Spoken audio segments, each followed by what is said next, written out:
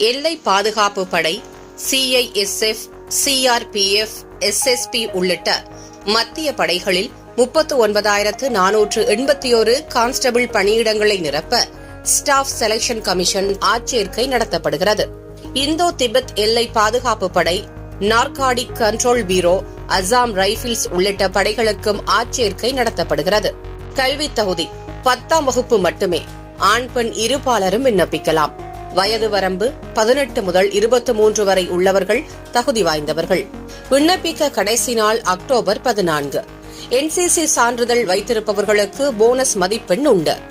புதுச்சேரி, சென்னை, கோவை, மதுரை, சேலம், திருச்சி, நெல்லை, வேலூரிலும் தேர்வு மையங்கள் உண்டு. கம்ப்யூட்டர் அடிப்படையிலான தேர்வு நடைபெறும்.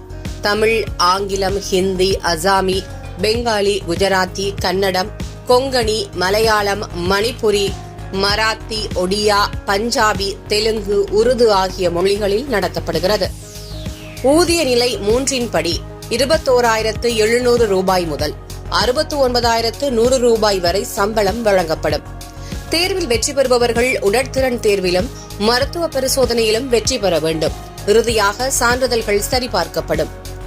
உடற்திறன் தேர்வு என்பது ஆண்கள் 5 கிலோமீட்டர் தூரத்தை 24 நிமிடங்களில் ஓடி கடக்க வேண்டும்.